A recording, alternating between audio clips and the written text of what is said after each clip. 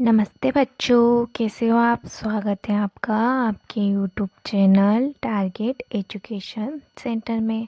तो आज हम आपके हिंदी का 9वां पाठ पढ़ेंगे जिसका नाम है प्रकृति पर्व फूलदेई। मिलकर पढ़िए। जानकी बहुत ही प्रसन्न थी। कल वह अपने सभी मित्रों के साथ फूलदेई पर्व के लिए जाएगी। जानकी बहुत ही खुश थी क्योंकि वह कल अपने सारे दोस्तों के साथ फूलदेई पर्व के लिए जाएगी।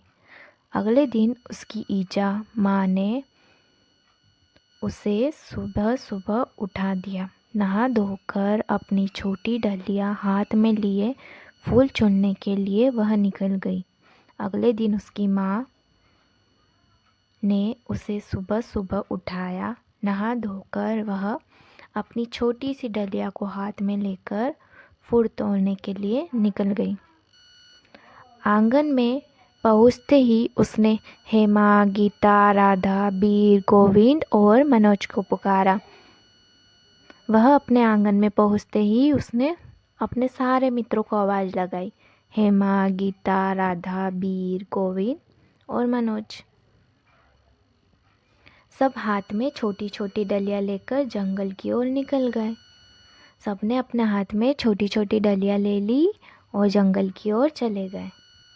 फूलदेई उत्तराखंड का एक प्रसिद्ध त्योहार है। फूलदेई उत्तराखंड का एक प्रसिद्ध त्योहार है।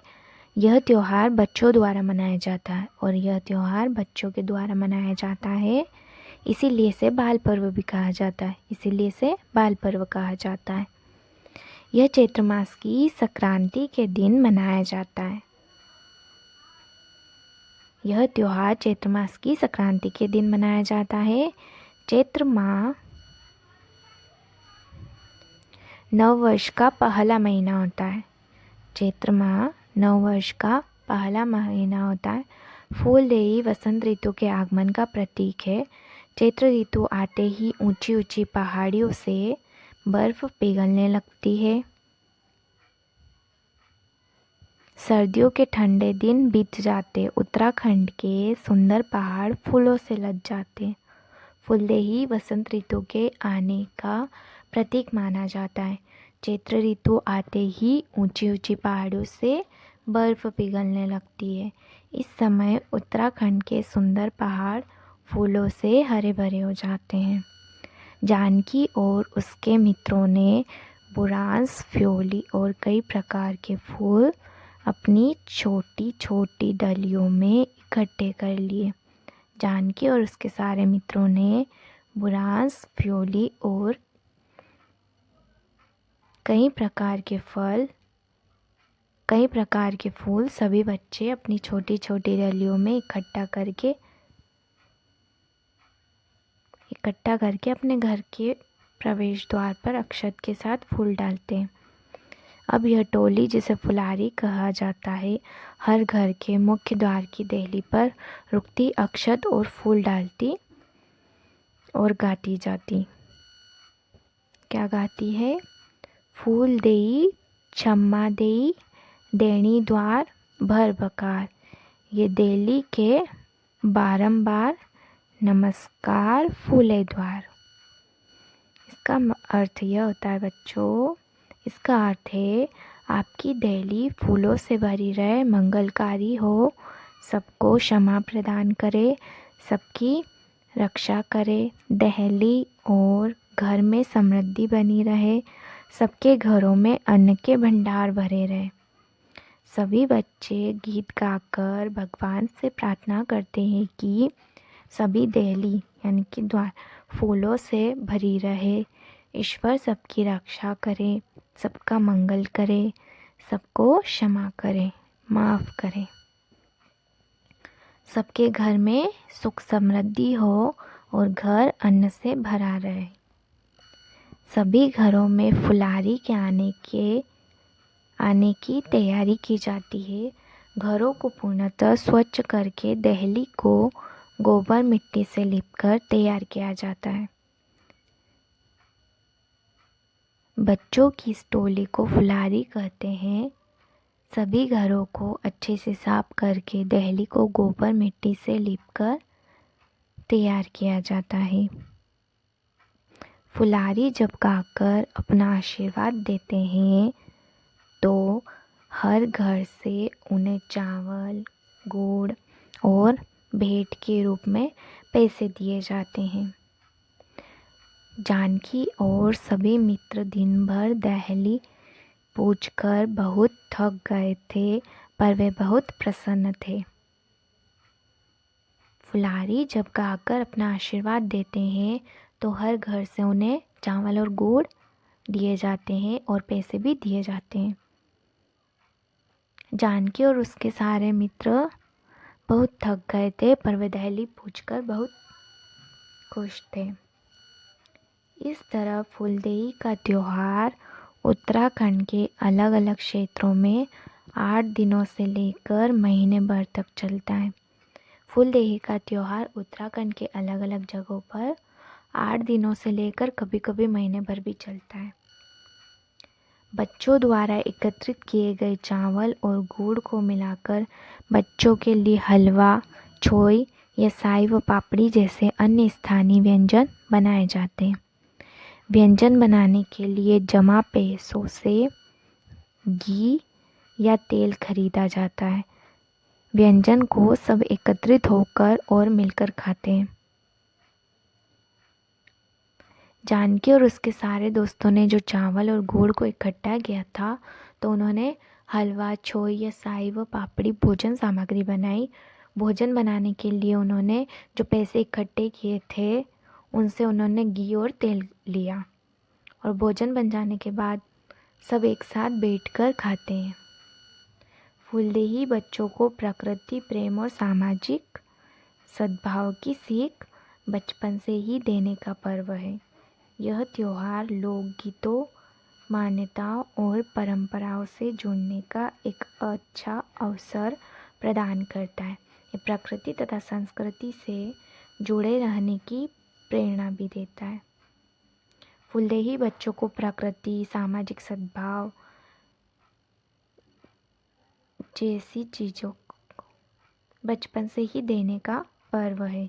यह त्योहार लोकगीतों, मान्यताओं और परंपराओं से जुड़ने का एक अच्छा अवसर प्रदान करता है।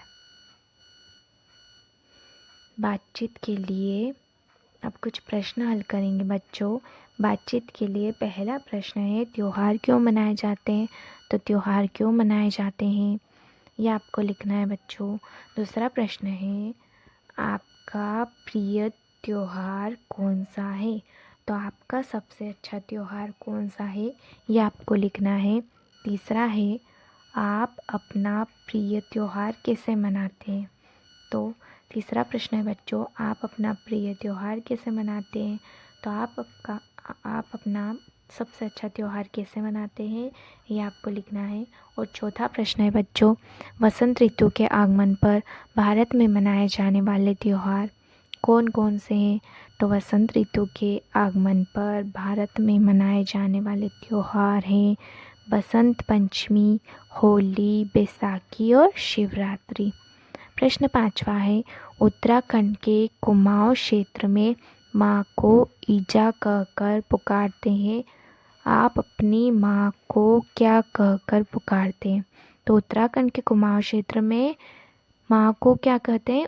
ईजा कहकर बुलाते हैं। तो आप अपनी माँ को क्या कहकर पुकारते हैं ये आपको लिखना है बच्चों। सोचिए और लिखिए। पहला प्रश्न है, फुलारी किसे कहते हैं? तो फुलारी किसे कहते हैं? फूलदेई का त्योहार मनाने के लिए उत्तराखंड के पहाड़ी इलाकों में बच्चों की टोली कई प्रकार के फूल अपनी छोटी छोटी डलियों में एकत्रित करते हैं। बच्चों की टोली जो देहली द्वार पर अक्षत एकत्रित की हुई फूल डालती है उन्हें फुलारी कहते हैं। दूसरा प्रश्न है बच्चों, फुलारी को मिले चावल और गुड़ से क्या क्या बनाया जाता है? तो क्या बनाया जाता है? फुलारी को मिले चावल और गुड़ से हलवा, छोई या साई व पापड़ी जैसे अन्य स्थानीय व्यंजन बनाए जाते हैं। तीसरा प्रश्न है, फूलदेई को बाल पर्व क्यों कहा जाता है? फूलदेई को बाल पर्व क्यों कहा जाता है? फूलदेई बच्चों को प्रकृति प्रेम और सामाजिक सद्भाव की सीख बचपन से ही देने का पर्व है। यह त्योहार बच्चों द्वारा मनाया जाता है, इसीलिए फूलदेई को बाल पर्व कहा जाता है। चौथा प्रश्न है बच्चों, फूलदेई पर्व बच्चों को प्रकृति से जोड़ता है। चौथा प्रश्न है, फूलदेई पर्व बच्चों को प्रकृति से कैसे जोड़ता है? तो फूलदेई बच्चों को प्रकृति प्रेम और सामाजिक सद्भाव की सीख बचपन से ही देने का पर्व है। यह त्योहार लोकगीतों, मान्यताओं और परंपराओं से जुड़ने का एक अच्छा अवसर प्रदान करता है। यह प्रकृति तथा संस्कृति से जुड़े रहने की प्रेरणा भी देता है। भाषा की बात। एक व्यक्ति पूछता है, तुम कौन हो? तुम्हारे साथ कौन कौन से? मैं पूजा हूँ। मेरे साथ मेरे मित्र अंजलि, मयंक और निखिल है। ऊपर दिए गए चित्र में शिक्षक पूजा से प्रश्न पूछ रहे हैं। पूजा उत्तर देते हुए अपने और अपने मित्रों के बारे में बता रही है। इन दोनों उदाहरणों में पूर्ण विराम, अल्प विराम और प्रश्नवाचक चिन्ह का प्रयोग किया गया है। नीचे दिए गए वाक्यों में इन विराम चिन्हों का उपयोग कर वाक्य ठीक कीजिए। गरिमा को फल खाना बहुत पसंद है। वह अपने मित्र गौरव, दीपक, ममता और नवजोत को भी फल खाने की सलाह देती है। क्या आपको भी फल खाना पसंद है? तो इन चिन्हों का प्रयोग करेंगे हम बच्चों। गरिमा को फल खाना बहुत पसंद है, तो यहाँ पर आएगा पूर्ण विराम। और वह अपने मित्र गौरव अल्प विराम, दीपक अल्प विराम, ममता अल्प विराम और नवजोत को भी फल खाने की सलाह देती है। यहाँ पे अल्प विराम, सॉरी, क्या यहाँ पे आएगा प्रश्नवाचक चिन्ह। क्या आपको भी फल खाना पसंद है? यहाँ पर आएगा पूर्ण विराम। भाषा की पता कीजिए। पहला प्रश्न है, फूलदेई वसंत ऋतु मार्च अप्रैल में मनाया जाने वाला त्योहार है। ऐसे ही शरद ऋतु सितंबर अक्टूबर और हेमंत ऋतु नवंबर दिसंबर में मनाए जाने वाले त्योहारों की जानकारी खोजिए और लिखिए। तो हम लिखेंगे बच्चों, धनतेरस, नवरात्रि,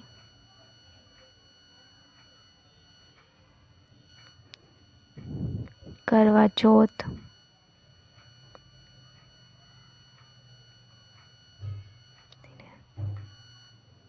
भाई दूज,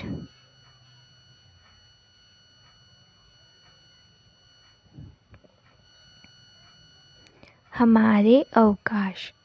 दूसरा प्रश्न है, आपके विद्यालय में मिलने वाले अवकाशों की जानकारी प्राप्त कीजिए और ऋतुओं के आधार पर नीचे दी गई तालिका में लिखिए।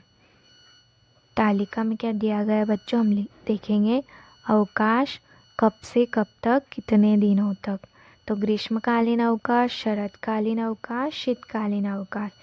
तो ग्रीष्मकालीन अवकाश कब से कब तक, कितने दिनों तक, यह आपको लिखना है।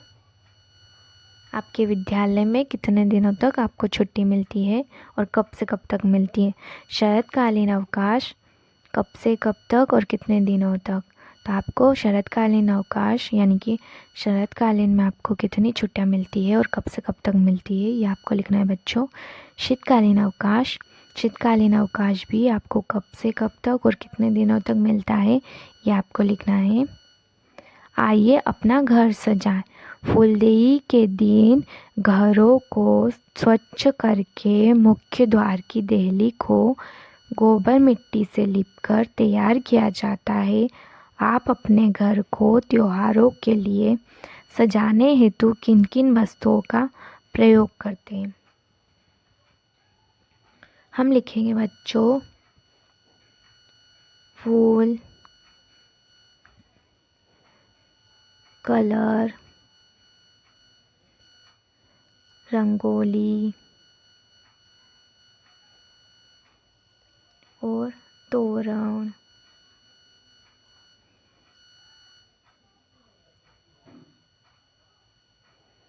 मोमबत्ती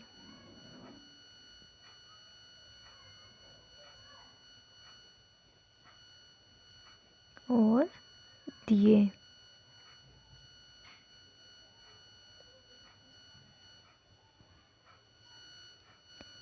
मेरी कलाकारी।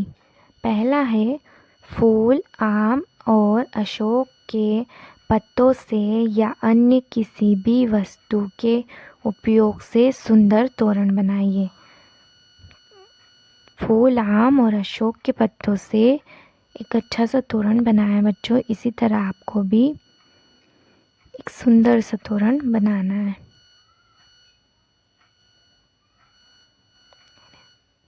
कल्पना कीजिए।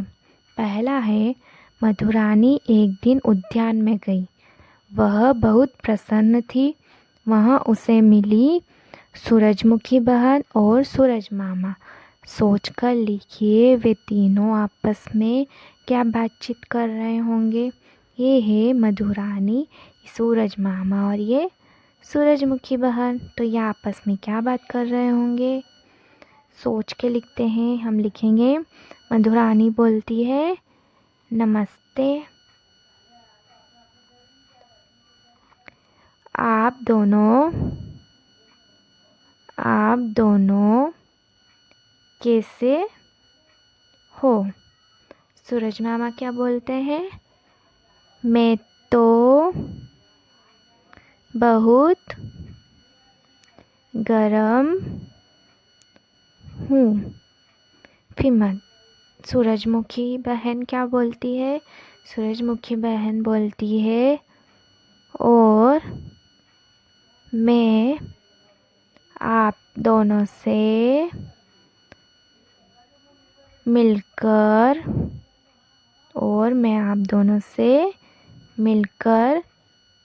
खुश हूँ। आइए जाने। बुरांस के फूल लाल रंग के होते हैं जो गर्मी के मौसम में आते हैं। ये देखने में बहुत सुंदर लगते हैं। इनका उपयोग दवाई बनाने के लिए किया जाता है। यह हिमालयी राज्यों में बड़ी संख्या में पाए जाने वाला वृक्ष है। ये है बच्चों बुरांस का फूल जो कि लाल रंग का होता है और गर्मी के मौसम में आता है और देखने में भी बहुत सुंदर लगता है। और इसका उपयोग, बुरांस के फूल का उपयोग दवाई बनाने के लिए किया जाता है।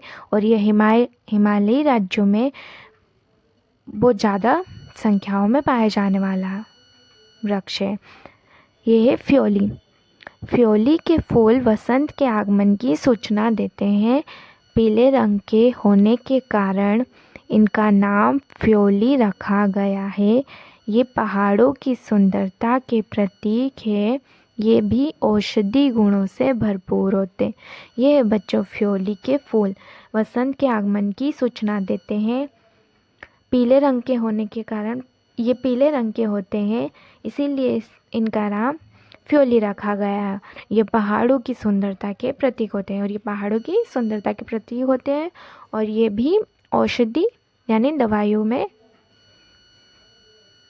दवाइयों के गुणों के लिए भरपूर होते हैं।